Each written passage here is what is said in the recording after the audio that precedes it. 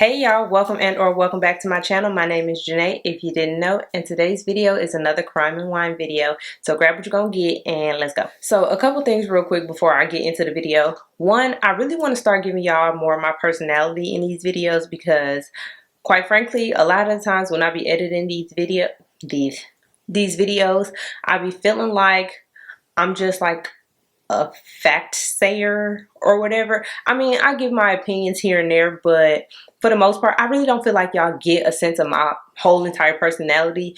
And let me tell you, I got a lot to give. I got a whole lot of stuff up in here to let out. But I don't do it because a lot of the times I feel like I'm inappropriate. Sometimes I laugh at stuff that's not necessarily funny, and it's not because I find it comical or because I'm a terrible human being, but it's because a lot of the time stuff be like so what the hell that it's comical, and it's like my mind can't even wrap itself around the fact that like people actually do this to people. I just can't, my mind be like, you know what I mean? So it just be like, what the fuck? And I don't want y'all to think I'm being insensitive to some of the people or insensitive to the situations or some of the things that's happening in these cases, because it's like I said, it's not funny. It's just like, what the hell? So yeah, but I'm gonna try to go ahead and give y'all a little bit more of my personality. That's number one. And number two, this is my second time filming this video because the first time it just wasn't giving what it was supposed to give, because when I was editing, it was just like,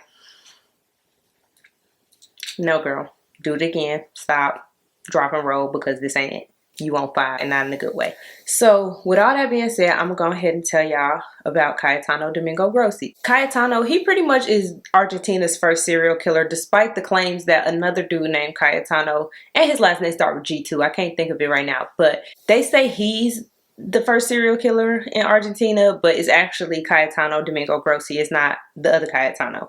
But I'm not really 100% sure if I would be fighting for that title. I mean, they not really fighting for it, but I'm just saying, I wouldn't want that to be my legacy, I guess. Like, nah, you can have that, bruh. Like, I don't want it. I don't want it.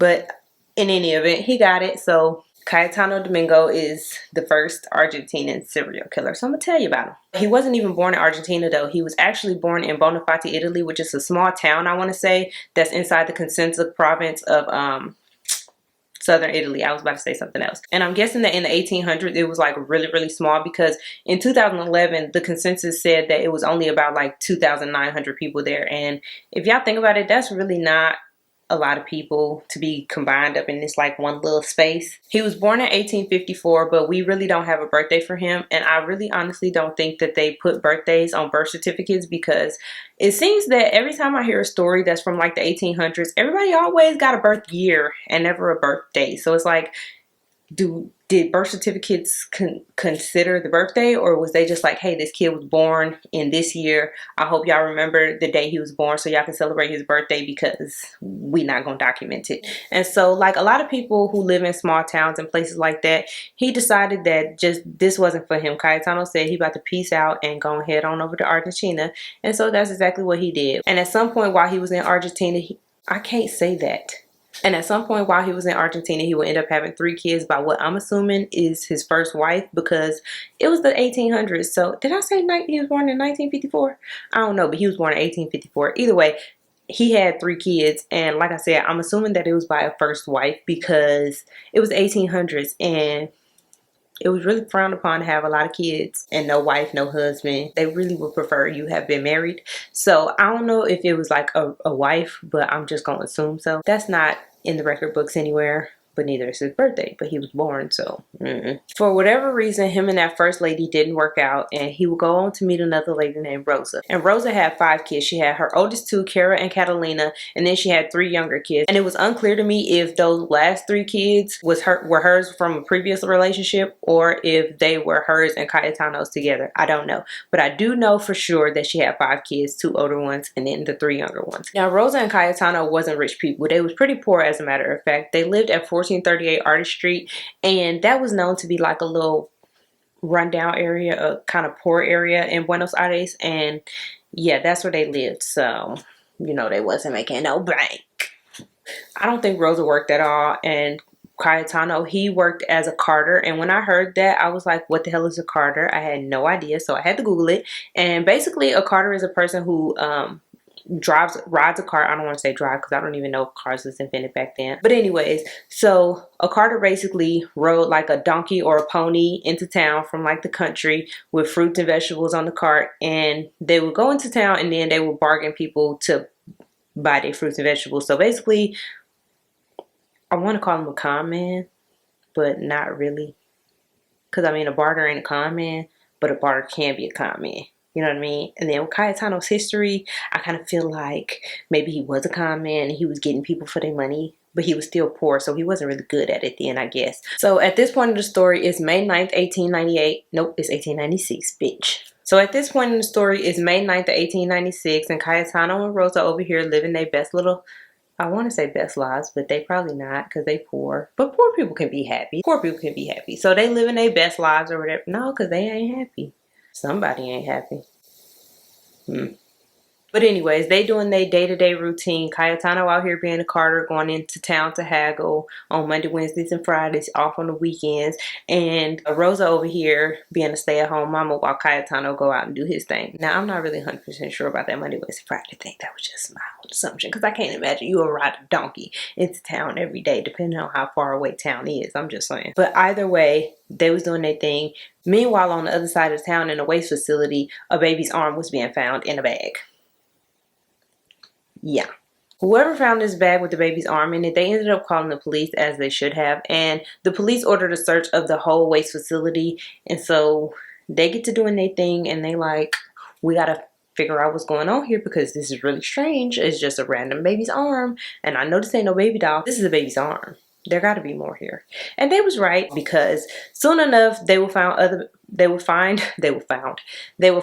bags with the other arm, the legs, and a shattered skull. And so they started an investigation. However, this investigation would lead to nothing. There was no leads. There was no indication of who this baby belonged to. There was essentially nothing at all. And y'all got to remember, this is the 1800s. They can't just pull DNA from the bones or the body because it didn't exist. And so unfortunately they would just have to rely on clues, which there was none. So the case would remain unsolved for another 2 years until May 5th of 1898 when another baby's body would be found. But the difference between the first baby and this baby would be that while the first baby's body was in pieces, so to speak, this one would be completely intact, but it would be in a severe state of decomposition. It was found to have a shattered skull, first and second degree burns, and an autopsy also determined that the cause of death was strangulation. Also, unlike the body of the first baby, this baby would exhibit some clues.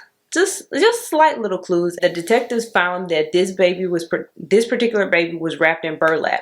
And at first I didn't know what burlap was until I Googled it, but then I know what it is, and that's what the baby was wrapped in. And this was used among poor people. So that was a clue right there. So the person who had left this baby here was poor. They also noticed that there was patches and a bunch of wear and tear on the bag that the baby was left in. And this was significant because this was a sign of somebody who was potentially a peddler and basically a carter. So again, they knew that this person was poor and they knew that this person was potentially a peddler or a carter. And not only that, they also found that the bag had in a pocket of the bag they had grains, anise grains, and then they had cigarette remains. And this also would further indicate that this person was poor. And let me tell y'all, when I first heard the fact that a bag had a pocket, one, and the fact that the bag had patches and fucking wear and tear, I was like, how do a bag got wear and tear? Because most of the time now these days when people find a body, it's in a plastic bag. But I had to Google this, but plastic wasn't even invented until 1907. It's still 1898. So these are the type of bags I'm thinking about. But yeah, I just had to throw that in there. Anyways, all the clues that they had, they determined that this person was either Spanish or Calabrian, and that already was a significant amount of information. So what they did was they pretty much just went out to all the poor neighborhoods and started talking to people. And as they made their way around all the poor neighborhoods, they made it to Artist Street. And once they started talking to the neighbors on Artist Street, their ears kind of just perked up because some of the neighbors was telling them that there was a guy who lived at 1438, him and his wife, and this someone right with this family. You know, they just knew. They knew something wasn't right, but they wasn't gonna say nothing because they was gonna mind their business and they was just gonna sit there and eat their food like they should have did. What the police found out from these neighbors was that the man in that house, it appeared that he was having relations with his stepchildren. They said that they had seen Clara pregnant at one point, and I mean like big and pregnant, like about to pop, have a baby, but she had never produced a baby. And since it was the 1800s, you know, a lot of babies didn't make it, so they pretty much just assumed that she lost the baby during childbirth and they never saw a baby. So like I said, they just sat there and ate their food. So all of that happened on May 9th, just 4 days after the baby was found and 2 years to the day that the first baby was found. And honestly, I don't even think they even correlated the two at this point. But anyways, all the information that they ended up getting on May 9th warranted a search. So they ended up searching the Grossi home on May 10th. And during this search, the police would find a tin with a baby wrapped in rags in it.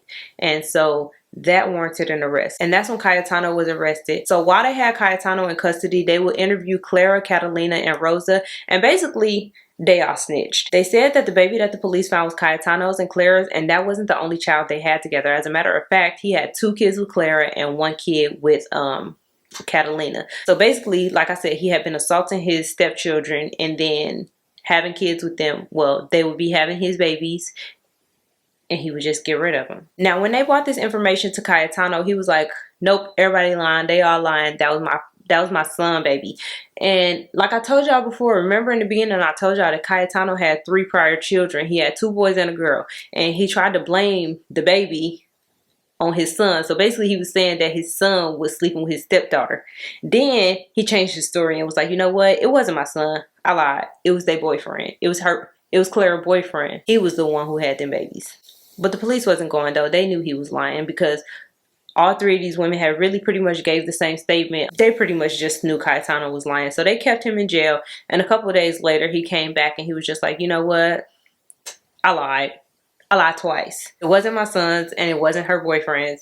It was me. They was my babies. At this point, Cayetano will go ahead and tell the police everything. He basically admitted to everything. He said that he had 4 kids with Clara and 1 kid with Catalina. So 5 in total. And he said that 3 of them he strangled and then the other 2 was put in a fire by Catalina and Clara. Now, while we'll never know what's 100% true and what's not, what we do know is that there was 5 innocent babies that didn't ask to be here.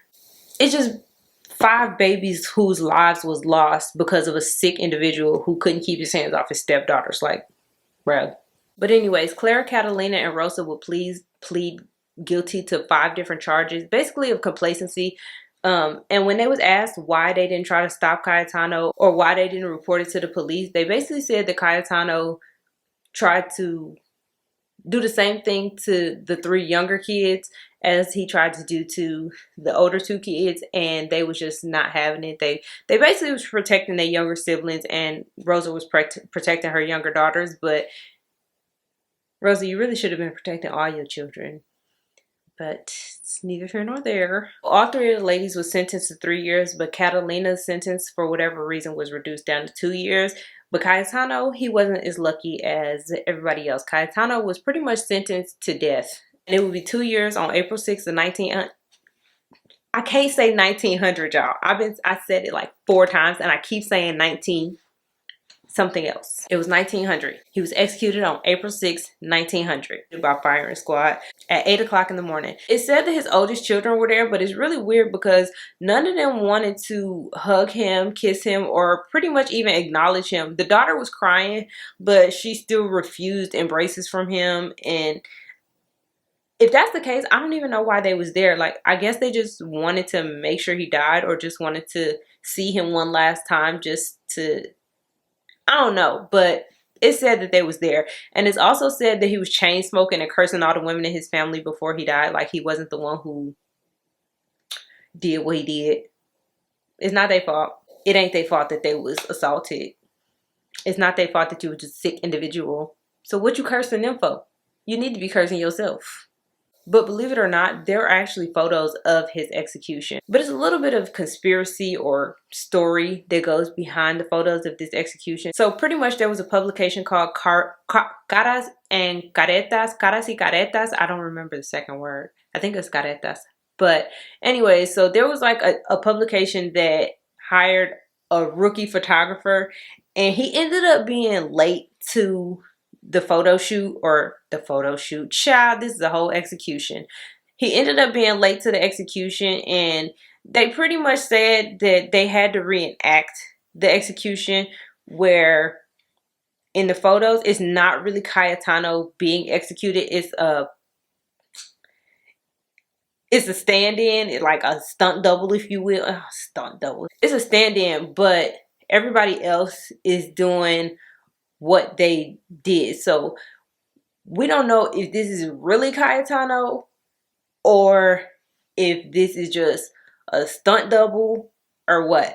But either way, there are photos of what portray his execution. But yeah, that's pretty much the end of the story of Argentina's first serial killer. And unfortunately, it had to be of babies. Like, what the hell, dude?